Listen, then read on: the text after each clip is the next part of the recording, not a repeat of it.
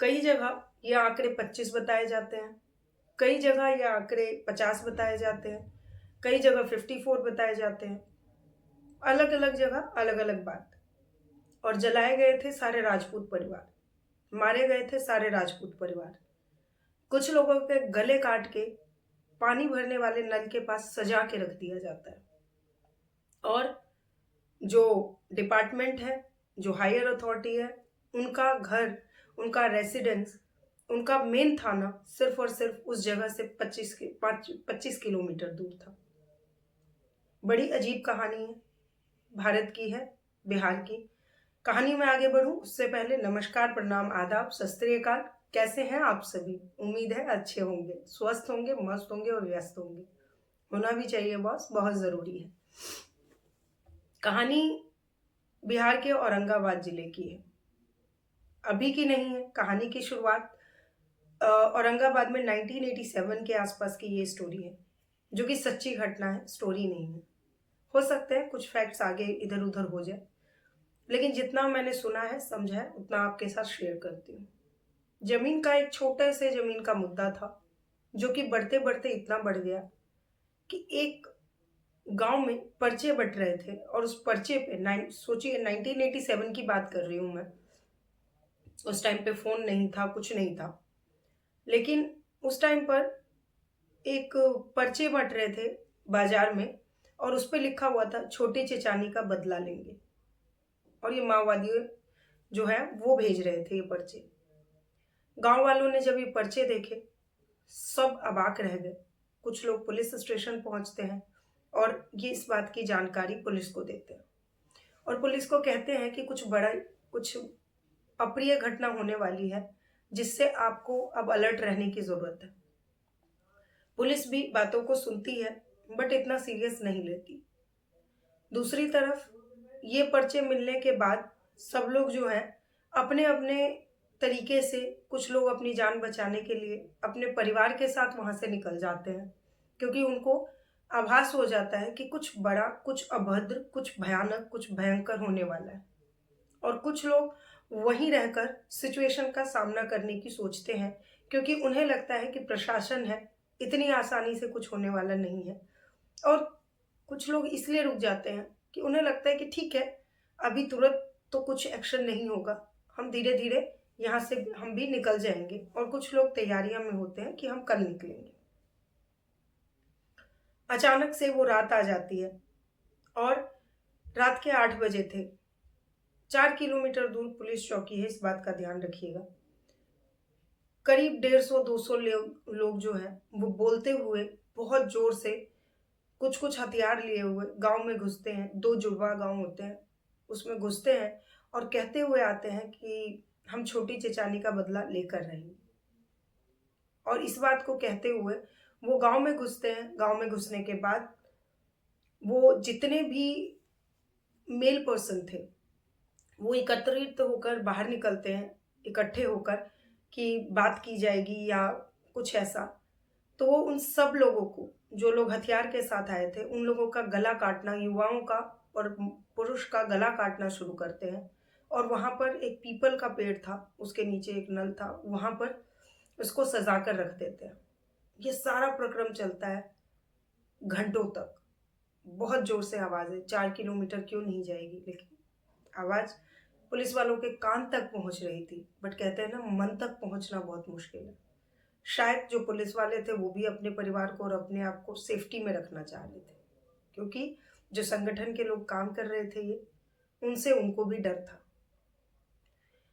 अब बच जाती हैं महिलाएं, पुरुष तो सारे रहे नहीं।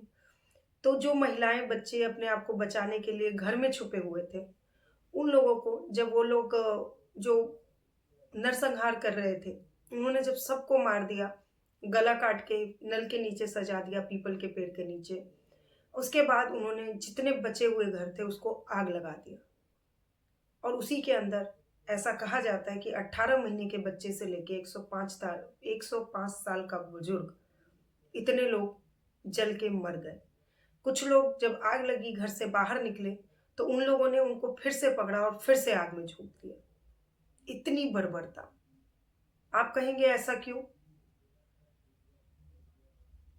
बताती हूँ। लेकिन दूसरी तरफ अगली सुबह होती है, इस बात की चर्चा पूरे बिहार में, पूरे देश में फैल जाती है, क्योंकि ऐसा नरसंहार संभवतः ऐसा कहा जा सकता है कि आज़ादी के बाद पहला था। उसके बाद मीडिया अपनी तरीके से बोलती है, पुलिस अपने तरीके से रिकॉर्ड्स बनाती है, और जब पुलिस वहाँ पहुँचती है, 25 किलोमीटर दूर ही मेन ऑफिस था, लेकिन कोई फ़ायदा नहीं था। उसके बाद जब पुलिस वहाँ पहुँचती है, तो तब भी कुछ आग लगी हुई थी, कुछ लोग जल ही रहे थे, और वहाँ के देश के मुख्यमंत्री भी पहुँचते हैं, वो भी उसका जायज़ा लेते हैं, और वो सब देखने के बाद सबके हाथ पैर काँप जाते हैं। बस पुलिस वाले वहाँ पहुँचते हैं, पूरे सिचुएशन का जायज़ा लेते हैं, और लेने के बाद वहाँ से निकल जाते हैं।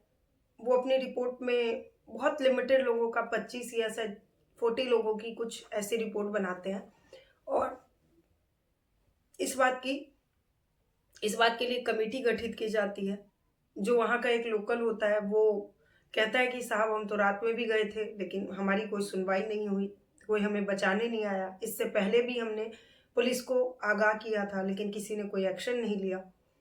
फिर वहाँ पर एक बच्चा होता है जो ये सब होते हुए देखता है, तो जो बाकी के लोग थे वो, और उस बच्चे की बताई हुई बातों के हिसाब से करीब 50-60 लोगों को पकड़ा जाता है, लेकिन उसमें से सिर्फ 7 लोगों को फांसी की सज़ा मिलती है, क्योंकि बोला ये जाता है कि उसके वकील जो है, वो दलील देते हैं कि जब कोई है ही नहीं सबूत, इस बच्चे की ही बात माननी है, तो कैसे हो सकता है। जो भी वकील के अपने दलील होते हैं, जो अपने मुवक्किल को बचाने के लिए किया जाता है, वो सब उसके वकील करते हैं।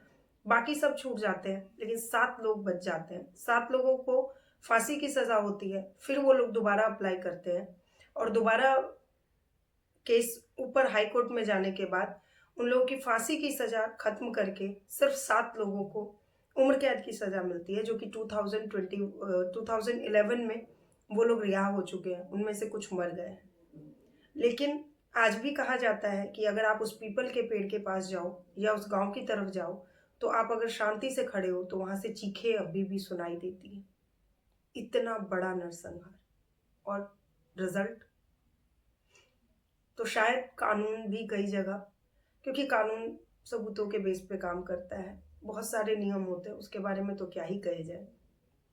अब मुद्दा ये है कि आखिर ये सब हुआ क्यों, इसके पीछे रीजन क्या था, और छोटी चिचानी का बदला क्यों।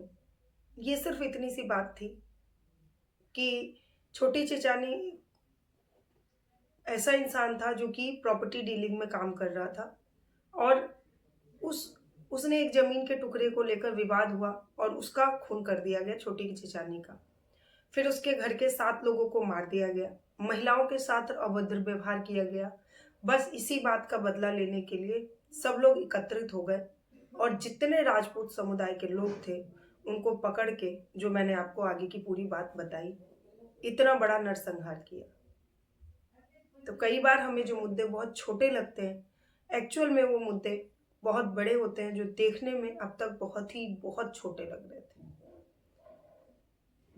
मैंने जब ये कहानी सुनी, मुझे समझ नहीं आया मैं कैसे रिएक्ट करूं, बट सोचा आप लोगों के साथ शेयर करती हूँ। ये एक ऐसा सच जो हम लोगों को, बहुतों को पता है, बहुतों को नहीं पता। हो सकता है कहानी में कुछ छूट गया हो। अगर आप लोगों को कोई भी जानकारी हो तो आप हमें बता सकते हैं, और ये कहानियाँ, ये घटनाएं गूगल से या जहाँ से भी मुझे जानकारियाँ मिलती है, वो मैं एकत्रित करके आप तक पहुँचाती हूँ। अगर आप लोगों के पास भी कुछ ऐसा है तो प्लीज़ बताएं, हम लोग सबके साथ शेयर करेंगे। तब तक बस इतना बोलूँगी, अपना और अपनों का ध्यान रखिए, क्योंकि ये बहुत ज़रूरी है बॉस। माहौल बहुत ख़राब है, और फैमिली है जो आपके काम आएगी।